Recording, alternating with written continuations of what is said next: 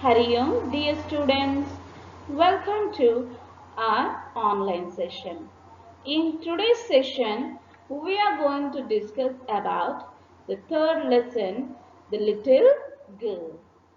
In this lesson, especially, we are going to discuss about a little girl by name Kezia. Total story refers to the main character Kezia here, and also the theme of the story is about the relationship between the children and their parents, and also here the writer wanted to tell us that children share a very important bond of love with their parents. So this is the theme of the story.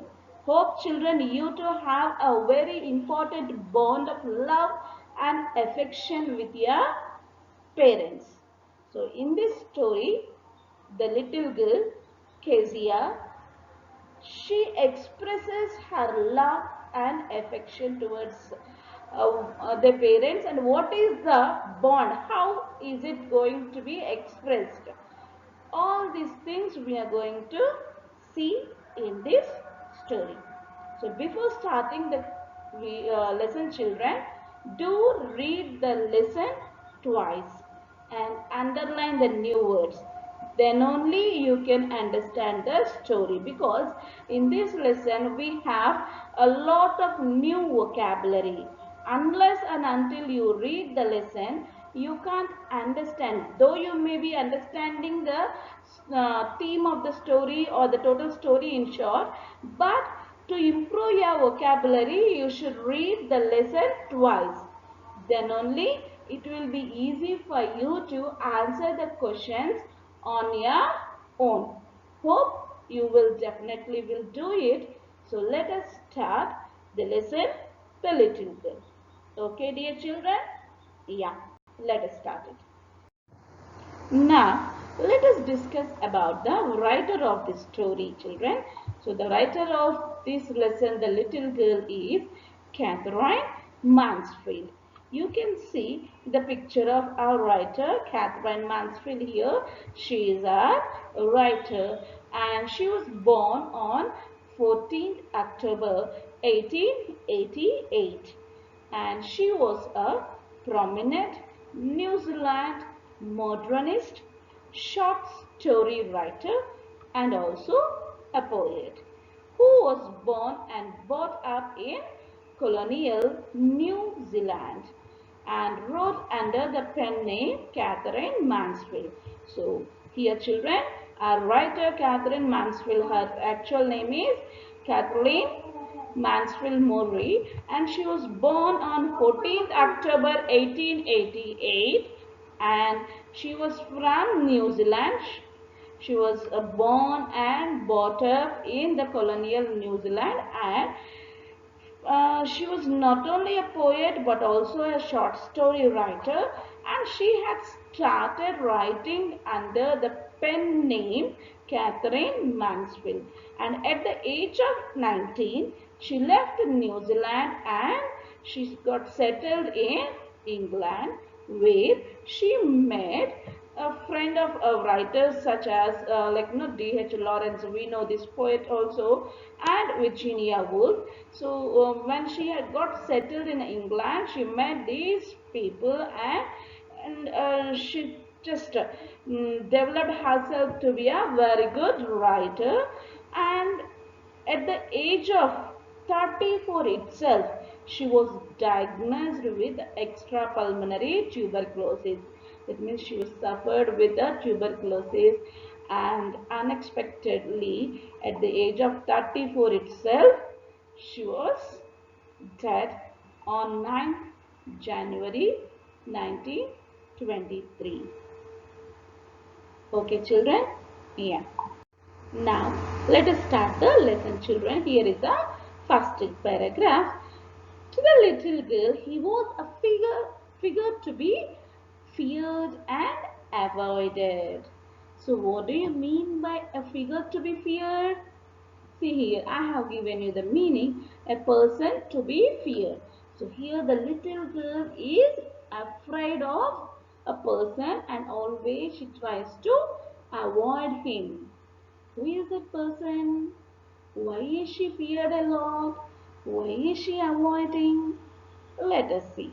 So every morning before going to work, he came into her room and gave her a casual kiss, to which she responded with, "Goodbye, father." So now, can you guess, children, who is the person by seeing whom this girl is getting afraid? Yeah, he is none other than the girl's father, isn't it? So every day, every morning, before going to office or his work, he used to come to girl's room and she used to give a casual kiss on the girl's forehead. Just he used to kiss and immediately the girl used to say, "Goodbye, father," in this way. Okay, it is fine, no? Like, no, father is coming to her room and every day as a sign of living, he is saying goodbye by kissing the girl, and even the girl is saying goodbye to father. Then why is she afraid of father? Why is she trying to avoid? Let us see. And oh, there was a glad sense of relief when she heard the noise of the carriage growing fainter and fainter down the long road. So, when she said goodbye to father, when he was leaving, she felt a glad sense of relief. Like, like this. She felt a lot of relief when she heard the noise of the carriage. Carriage in the sense the vehicle was going, and the carriage noise, the sound of the vehicle is growing fainter and fainter. That means when vehicle moves a lot of distance, you could hardly hear the sound. The sound becomes very less, isn't it, children? So when a car is going, in the beginning you can hear the sound of the vehicle very clearly, but after some time, the what happens to the sound of the vehicle? It reduces, isn't it? So in the same way, when her father was going, the carriage noise, that means the noise of the vehicle, is becoming fainter and fainter. Faint in the sense, it is not that the voice is getting faint, losing unconscious. No, it is not like faint in the sense, what do you think immediately, children? Just becoming unconscious. No, it is not becoming unconscious. Fainter in the sense, here you should understand that the voice is getting decreased. And that means, why when the sound is becoming fainter, that when sound is becoming low, why the girl is relieved here? Why? She felt in this way. Why? Because her father had gone to office, isn't it? He went away to office. So she felt, oh, finally. So every day it was the regular act. So every day morning, father used to come, used to kiss her, and she used to say bye. And when she hears the vehicle of the father goes away to a longer distance, immediately she feels, oh my, oh God, in this way, a great relief. Hope you have understood it. And it is the scene of the morning. So every day morning this used to happen. Let us see what will happen in the evening. So in the evening, when he came home, she stood near the staircase and heard his loud voice in the hall. "Bring my tea into the drawing room. Hasn't the paper come out? Mother, go and see." if my paper's out there, and bring me my slippers. So these are the conversations which will be happening in the evening in very routine. So in the evening when he came home, he in the sense who is he, children here? Father. When father came home in the evening, she stood near the staircase. What do you mean by staircase here? Steps. Okay. So staircase in the sense steps. So she used to stand near the staircase and she used to hear the loud voice in the hall.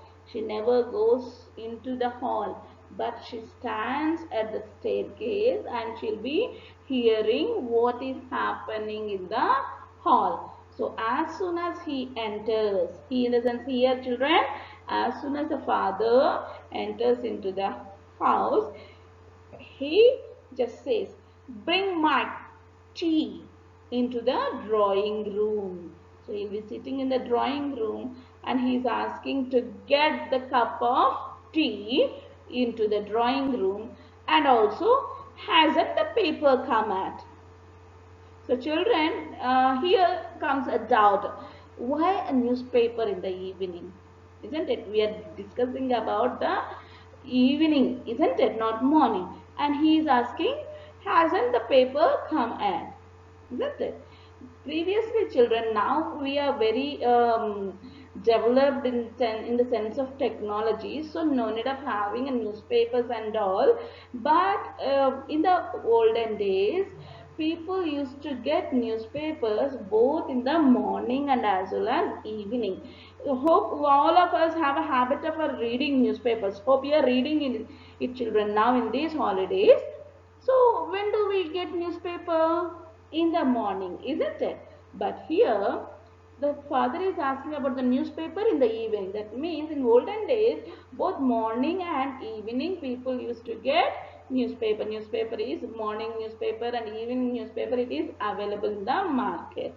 So probably your parents or grandparents might have heard about it. Just put a question to them. Definitely they will give you a lot of information about the evening daily newspaper. How we are getting daily newspaper in the morning, in the same way we used to get evening newspaper also. Okay, so the moment he entered into the house, he just said to get his cup of tea to the drawing room and asked, hasn't the paper come yet? And mother, he is just telling to his mother, mother, go and see if the paper is out there. Just go and find out whether the newspaper is out in the balcony or somewhere, and bring me my slippers also. So in this way, the moment he entered into the house, he started ordering the people, like, he, it is not really ordering, but the girl here, she's feeling that he is just ordering. Where are my slippers? Where is newspaper? Get my tea into the drawing room. In this way, he is speaking loudly. Hope you have got it, children. When Kezia was standing at the staircase and listening all these things, Kezia's mother, she started speaking. Kezia, mother would call to her, if you are a good girl, you can come down and take off father's boots. Slowly, the girl would slip down the steps, more slowly, still across the hall, and push open the drawing room door. So when the girl was standing at the staircase, her mother was calling her, Kezia, if you are a good girl, you can come down and take off father's boots. Okay, what he had removed and kept somewhere, mother was telling to Kezia to pick up those boots. And when she heard these words from her mother, so she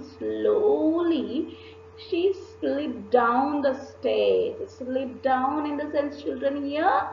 See, I have given you the meaning. Come down quietly and unwillingly. So you can see even in the pictures, come down. She's coming down the staircase. So slowly the girl would slip down the stairs, more slowly, still across the hall. So when she came down over the stairs, she came very slowly, and the moment she entered into the hall, she became more slower. Okay, more slowly she came across the hall, and then she pushed open the door. That means she opened the drawing room door. Who is there in the drawing room, children? Yeah, Kezia's father is there in the drawing room, isn't it? Yeah. By that time, he had his spectacles on and looked at her over them in a way that was terrifying to the girl. Well, Kezia, hurry up and pull off these boots and take them outside. So, when she opened that drawing room, she saw his father. Almost he had spectacles on. That means he kept his specs and he was looking at her over them. That means putting the spectacles in this way and looking upon it. So by that time he had spectacles on and looked at over them in a way that was terrifying. By seeing her father just with that kind of a look, just like he kept his specs and he was looking over them. He's looking at through them, and that was really terrifying to the little girl. She was afraid there. And what did he say here? Well, Cassia, hurry up, come on, do it fast. Pull off the boots, take off the boots and keep them outside, he said. And have you been a good girl today? He asked. So he was asking, are you a good girl or did you do anything wrong today? And immediately she said, I don't know, father. What did she say? With a lot of fear and tension. And she said that I don't know. That means here, when you are with fear, no, you hardly speak words, and if you were forced to speak, you speak in a such a way that you can easily, the people can easily understand that you are speaking out of fear because of the mispronunciation of the words or some kind of a uttering like this, isn't it? So I don't know, father, she said. You don't know? If you stutter like that, mother will have to take you to the doctor. So what do you mean by stutter, children? Stutter in the sense nothing but speaking the letter again and again. See here, I don't know, like this she's saying, no, speaking the same letter again and again and couldn't speak the word properly. That is called stuttering. So you don't know? If you stutter like that, that means if you speak like that, definitely mother will take you to the doctor. So don't do that. Speak properly, he is saying. Okay, children? Yeah. She never shouted with other people, had quite given it up, but only with father, because then she was trying so hard to say the words properly. So, children, when she shouted the words, that means when she was repeating the same letters again and again, and when she couldn't speak properly, her father said that if you shudder, automatically your mother will take you to the hospital. She never shuddered with the other people. That means she never spoke in such a way with the other people. But it happens only with the father, because she was totally in fear and she was trying so hard to say the words properly, but she couldn't say it because of fear. She was afraid of her father, isn't it? That's why she is shuddering when she is speaking with her father. But with the other people, she's almost trying to speak in a normal way. Okay, children? Yeah, what's the matter? What are you looking so wretched about? Mother, I wish you taught this child not to appear on the brink of suicide. So here the father is asking, what happened? Why are you looking so wretched? Wretched in the sense, why are you looking so unhappy? Okay, why are you looking so unhappy? And he's also here, the father is also telling to his mother, that means grandmother of Kezia. So the father is saying to grandmother of Kezia that, why don't you teach this child not to appear like on the brink of suicide? That means almost a person who is about to commit suicide, how they will look, how they appear. So she is almost appearing all the time like that. So why don't you teach that girl not to be so tensed, not to appear like that, almost about to commit suicide? How people will be? They'll be worried, they'll be tense, they'll be afraid. All the feelings will mix together and it will be shown on the face. So now the girl's face is like that. So the father is saying that, oh my mother, why don't you teach this girl that not to appear like as if she's on the brink of suicide, that means about to commit suicide. So who is saying these words? Kezia's father is saying to Kezia's grandmother. Okay? Here, Kezia, carry my teacup back to the table carefully. He was so big. His hands, his neck, especially his mouth. When Aunt thinking about him alone was like thinking about a jade. So when he was saying all these things, he was drinking a cup of tea, isn't it, children? So he called Kezia and he was saying that carry my cup and keep it on the table carefully. And the moment a father asked Kezia to take the empty cup and keep it on the table, she came very close to the father and she was analyzing him, just thinking at him. He's so big, and his hands, his neck, and everything is big, especially his mouth when he and in the sense, see, yanning, like when you get sleep, you yan, no. So especially when he's yanning, his mouth is so big and almost resembling to a big giant. See here, I am giving the picture how a big giant looks with a huge neck, big hands. So almost here, Kezia is imagining her father as a big giant, like he's appearing in such a way to Kezia. Okay. On Sunday afternoons, grandmother sent her down to the drawing room to have a nice talk with father and mother. So as Kezia is afraid of her father, every Sunday probably parents, those who are working, they will be at home itself as it is a holidays and the children. So on the Sundays afternoons, grandmother always she used to send Kezia down to the drawing room. Who will be there in the drawing room, children? Her parents. So when she went there to have a nice talk with father and mother, when they were sitting there in the drawing room, every Sunday afternoon, her grandmother used to send her to have a good, proper talk with the parents, father and mother. But the little girl always found mother reading and father stretched out on the sofa, his handkerchief on his face, his feet on one of the best cushions, sleeping soundly and snoring.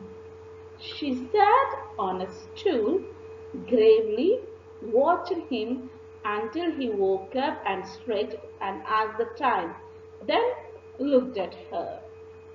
So, when grandmother said the little girl to spend some time with the parents, On Sunday afternoons, she came to the drawing room, and there she found that, see in the picture here, when she came to the drawing room, she found a mother reading a book in her hands. See, your mother is sitting in a sofa and she is reading a book or a newspaper, and father stretched out on the sofa. That means father was sleeping on the sofa with his handkerchief on his face. That means he covered his face with a handkerchief and he stretched his legs on this most best cushion, which is very puffy, a very nice cushion. He just stretched his legs on the cushion and he was sleeping soundly and snoring, like making a lot of sound of snoring. While people sleep, they make huge sounds. Hope you too have heard it from grandparents or parents. Okay, children. And when she observed both of them were busy, like father is sleeping and mother is reading, she just sat on a stool and she gravely watched him. That means with a lot of fear, she just watched him until he woke up and he stretched his body. The moment we woke up, what do? We stretch all our body, isn't it? And asked the time when, then looked at her. So here he woke up, he stretched his body and then he just looked at the time and he asked what is the time, and then he looked at the little girl. Okay, and don't stare so, Kezia. You look like a little brown owl. One day, when she was kept indoors with a cold, her grandmother told her that father's birthday was next week. She suggested she should make him a pin cushion for a gift out of a beautiful piece of yellow silk.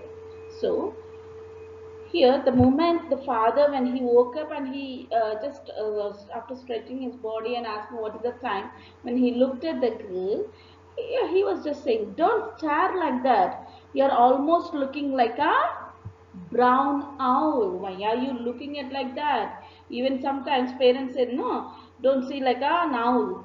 So in the same way here, Kezia's father said that, "Don't see like that. You are almost looking like a brown owl." And one day here,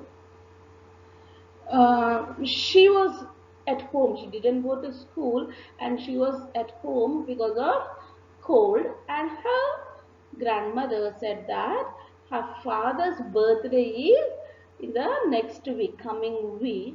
And she also suggested that why don't you give him a gift of beautiful cushion, a pin cushion which is made up of yellow silk cloth. So what did grandmother suggest to the girl here? Coming week, that means in the next week, her father's birthday is going to come. So they're going to celebrate it. So grandmother suggested Arkezia, why don't you give a gift of a pin cushion?